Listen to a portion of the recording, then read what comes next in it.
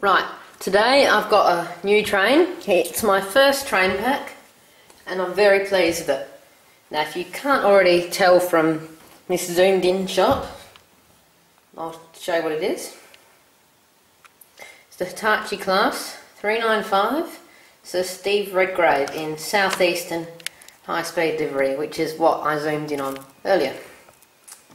So we've got where is it? Steve Redgrave's signature on there, which appears on the real locomotive. Now I'll just show you what the box is like, because it is a pretty good box. Now as you can see, I've got the DCC ready version. So that was a lot cheaper off Patents. So yeah, you've got a bit of information about these new Hitachi units that came out late 2009 and how they're involved in the Olympic Games. And it just shows us coach formations and things, and so does it in instructions. I'll just quickly get the instructions out to show you. Now I've opened this before. I didn't want to rebox it because it's pretty tough to get out, and it's got delicate pantographs and things, and it's just 4 coaches. There's a fair bit to rebox. So if I open this, we have 2 utterly useless decoder insulation sleeves,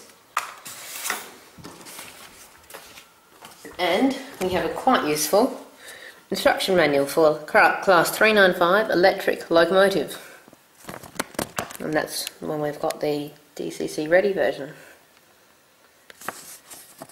It's the same as every Hornby one. Now this is where it shows you the formation. So you have a 4-car train, that's what they say you do. You have the DPT1, then the MS1, I think it's MS2, then DPT2. Then if you want a 6-car one, you have DPT1, MS1, MS2, MS3, MS4 and DPT2. So that's a long one, except I find that 6 would be too long for my layout, and I've just bought this 4-car pack and a separate coach, because all of my things are 5 pieces long, usually just 4 coaches in a locomotive.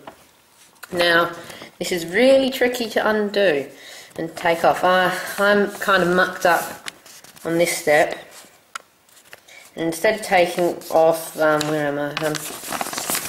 Some of the actual coach body, like it shows you to where does it show you to? Here. Instead of taking some of that body off, I took this passenger walk-through off, and that's problems. That was ripped off with a bit of force, because I know how forceful you had to be with some of these, so I had to glue that back together with super glue. But never mind, I got it done in the end. Walk through his back, so I'll just get onto the train now. I've only uncoupled 2 of the units because they're quite hard to uncouple, and they're all the same. Just a coach, 4 coaches that are the same, and a dummy car and a driving car which are the same apart from the motor. So if we start with the driving car, it just has a nice quality. It just feels quality.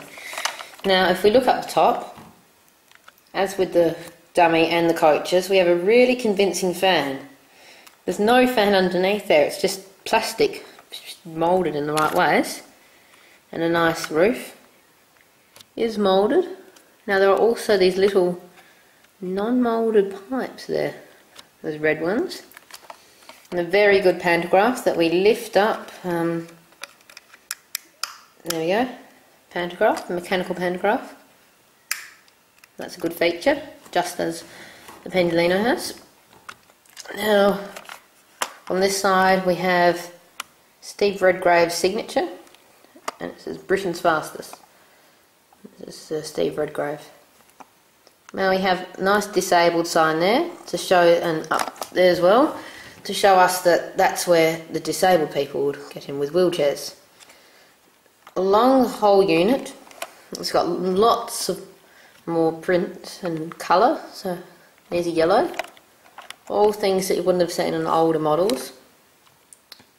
And as we can see, my one is number 395003. I think separately applied handrails, I think they are, well, whatever it is, they're quite convincing and nice. If we can just get in there, there's actually a control panel, big control panel, you can just see it in there, actually all separately painted. Now to the front, we have a light, directional lights, so 1, 2, 3 when it's going forwards and 1, 2 when it's going away from you. Separately applied windscreen wipers. And a nose cone that's supposed to come off, although I've had great difficulty and still haven't succeeded. The third rail pickups here, and nicely detailed bogies. More prints and signs on the back of the unit, and plastic doors, which is funny. I thought they'd be solid, but they're not. And yeah, livery is quite interesting. You can't see this in magazines usually and catalogues. It's actually lots of little dots that just, so a nice transition from blue to black that fades in slowly. And yeah, we've got 5-pole motor tucked away here. We can see the little one wheel there, and that powers both axles. Also got these couplings, standard ones that you get on the Hitachi and Pendolino. They are really good because they don't come off when you're using them, and they're just really reliable, doesn't drag coaches off. Now, I know this is a big pack, but it's actually going to be a pretty short review because it's all pretty much the same essentially. This is just a really light, being the coach. And here we are. This one's got the third rail pickup too on this bogie, but not the other one, and nothing else. But I think the other unit, the driving unit, I mean dummy, has that too, but and a pantograph. But this one is pretty much the same. Nice blue interior that we can see better from here. Same nicely detailed ends. I think this is for the electricity, just keep going. So I think what happens, I can hold 2 units and point. That there gives electricity to this there, I think. Just goes down, except this one isn't as nicely detailed, being a coach and all that, and trying to keep costs down. Then it just goes through to this one, and eventually through the whole unit, back to the other pantographs.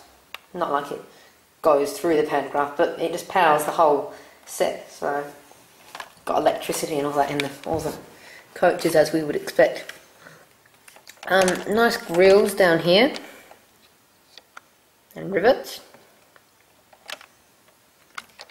And yeah, that's pretty much the same.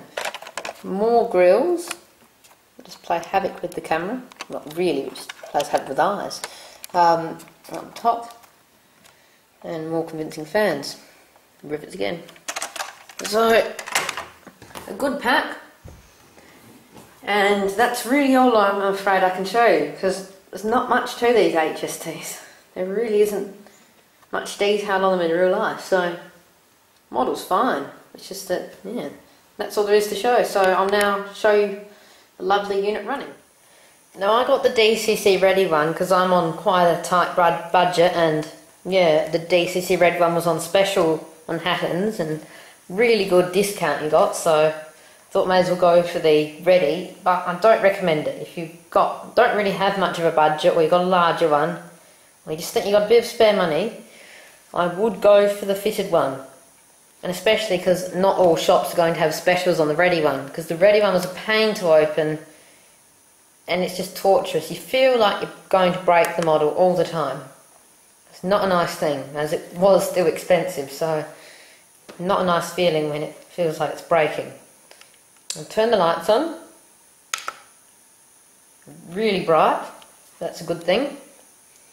And I'll start her up at 9 o'clock, so quarter speed. Now, that's half speed. As you can see, it's a really smooth runner.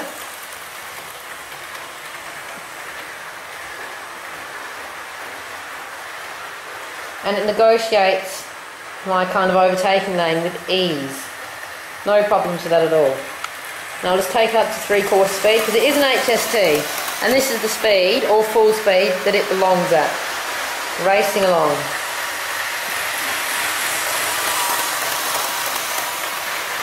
You can get a nice view on the station.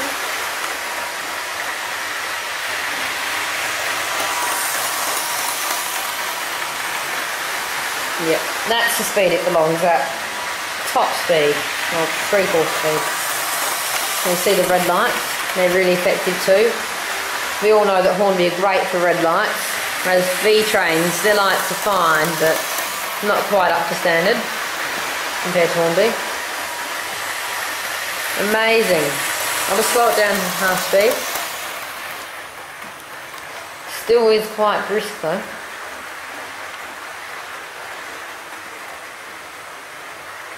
So as you can see, I've got the 2 pantographs up. Really smooth runner.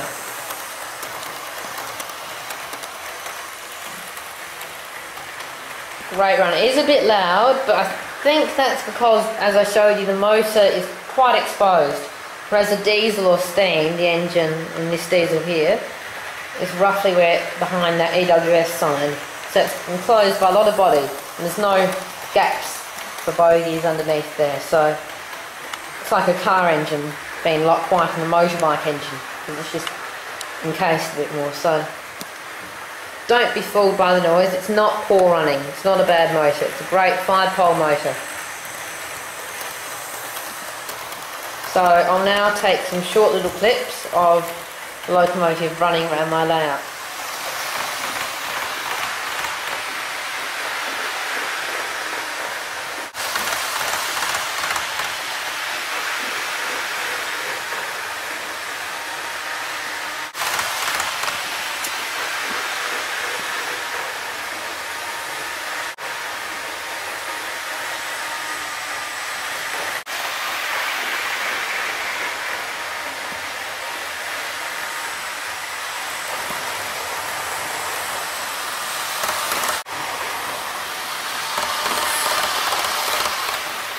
Now I must emphasise, if you're looking for a high-speed train with tilt action, this is not the one that you want.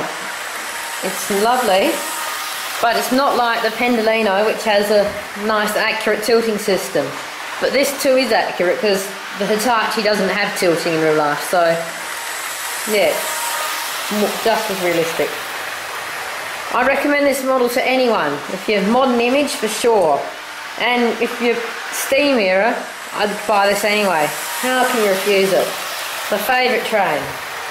Everyone has just that urge for a high-speed train whizzing around the layout. They're just made for it. You're not pushing it to the limits or anything. It's made for it. They're geared to be fast. This is only 3/4 speed and it's whizzing around. An absolute must-have. Detail, 10 out of 10. To running, 10 out of 10, and just overall looks, 10 out of 10, and enjoyment, 10. Overall, great model from Hornby, and I just recommend it completely. You can't go wrong.